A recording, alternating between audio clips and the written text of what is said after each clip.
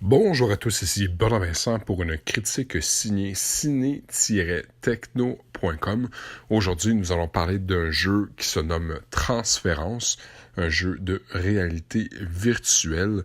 Je l'ai essayé sur le modèle PSVR. Alors, tout d'abord, je lis ce qui suit. Sorte d'espace game dans un esprit dérangé, résultat d'une simulation numérique corrompue de la famille d'un scientifique perturbé, conçu à partir de leurs données cérébrales collectives. Transférence est un titre original développé par Spectrevision en collaboration avec Ubisoft Montréal, édité par Ubisoft. Il s'agit d'une expérience narrative qui se veut à mi-chemin entre le cinéma et le jeu vidéo. On se retrouve ainsi entraîné dans un thriller psychologique qui pourrait bien s'avérer traumatisant.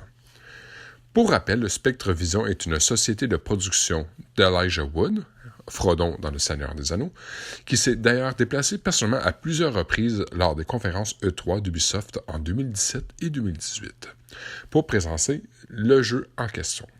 Un projet qui semble lui tenir à cœur, le titre se destine à la fois pour PC et consoles PS4 et Xbox One, mais propose aussi surtout en mode VR compatible avec les différentes casques de gamme Oculus Rift, HTC Vive et la PSVR.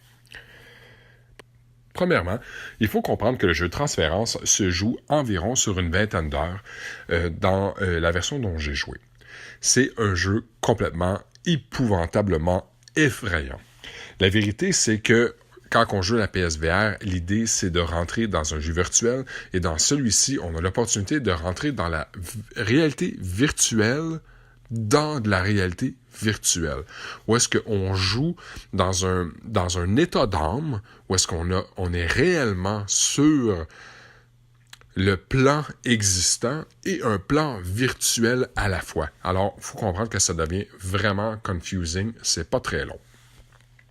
C'est un jeu où est-ce que énormément de tension se met au niveau de la musique, au niveau du son, au niveau de l'ambiance. C'est littéralement un thriller psychologique. La date qui est sortie, c'est le 18 septembre 2018. Ça fait pas bien longtemps que celui-ci est donc disponible. Honnêtement, ça aura valu la peine.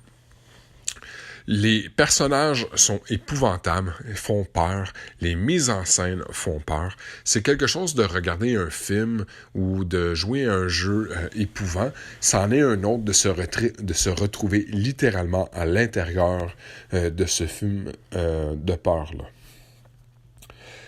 J'ai beaucoup apprécié tous les petits détails, les petites subtilités à l'intérieur du jeu qui font de celui-ci vraiment quelque chose à découvrir. Il y a énormément de matériaux, énormément de contenu dans simplement justement ces petits détails-là.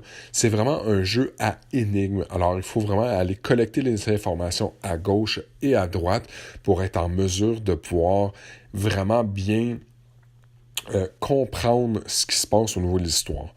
J'avouerai que je n'ai pas eu souvent l'opportunité d'enfiler le casque de la PSVR. Alors oui, en effet, après une demi-heure, j'en ai eu assez. J'ai retiré le casque, j'ai eu besoin de respirer. Tout simplement parce qu'il y a tellement de tension puis de pression, puis le fait de se retrouver dans ce film d'horreur-là, c'est assez pour perturber n'importe qui. J'ai par contre pas terriblement aimé la première scène où est-ce que le jeu nous est proposé. On rentre à l'intérieur d'un hôtel, faut trouver une clé. Une fois celle-ci trouvée de bord de la porte, on rentre dans l'hôtel, puis on a 4 paliers de marche à monter, puis il faut se promener à l'intérieur de ça. Quelqu'un qui est pas super habitué avec la PSVR, c'est assez pour grincher des dents puis dire, bon, ben là, comment je fais pour tourner à gauche, comment je fais pour tourner à droite, voyant que c'est vraiment un cercle circulaire qu'il faut aller faire pour arriver au 4e étage. C'est peut-être le seul petit bémol que j'ai réussi à trouver. Le reste, ça se joue bien. C'est quand même simple à comprendre. Les objectifs sont simples à saisir, mais le changement de caméra de vue, mettons de gauche à droite, en utilisant le casque, ça se fait bien. Mais quand il faut dire qu'on s'en va à droite, à l'aide du joystick droit, à ce niveau-là, la vue peut être un peu saccadée parce que ça tourne sur des coup sec. Alors ça, j'ai peut-être trouvé ça un peu moins j'ai moins apprécié, disons. Dans tous les cas, amateur d'épouvante, amateur de thriller, amateur de drame psychologique, tout le long du jeu, on a des phrases que où est ma mère, où est mon père. Ça vient vraiment mettre une ambiance, un poids à l'intérieur de ça. C'est difficile d'avoir à regarder tout ça. Et j'aime beaucoup la façon dont les graphiques, étant donné qu'on est à l'intérieur d'une réalité virtuelle, même dans le jeu, on a le droit à des espèces de scènes un petit peu à la Matrix, où est-ce qu'on voit le codage numérique qui se défait, qui se défile devant nos yeux. Ça, j'ai trouvé que c'était un ajout qui était super intéressant visuellement.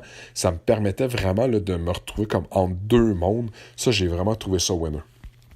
Alors, dans tous les cas, je vous recommande, si c'est le genre de jeu que vous aimez, je pense qu'il va vous faire énormément d'heures de plaisir. C'est une vingtaine d'heures de jeu. Alors, c'est sûr que ça peut passer assez rapidement. Il y a des gens qui vont aller dire que c'est peut-être un peu trop court, mais de voir tout le détail et tout le temps qui a été consacré à ce film-là, voyez-vous, à ce jeu-là, je pense que c'est quand même très bien investi. Il faut faire attention aussi de bien ajuster la luminosité. Au début, je l'ai ajusté comme il le recommandait à l'intérieur du jeu. Et ultimement, j'ai eu à retourner à l'intérieur des paramètres tout simplement pour augmenter la luminosité, pour avoir plus de facilité à voir les objets, à voir aussi la profondeur, parce qu'il y a eu un temps où honnêtement, c'était juste trop sombre, on arrivait un petit peu difficilement à bien voir. Ou sinon, malgré tout, c'est vraiment un bon jeu de VR avec une histoire qui est simple à comprendre, qui est simple à embarquer. Honnêtement, les bandes de son, ils sont vraiment très, très à point là-dessus. C'est vraiment très bon. Alors sur ça, mon nom est Benoît Vincent pour un autre critique signé ciné-techno.com.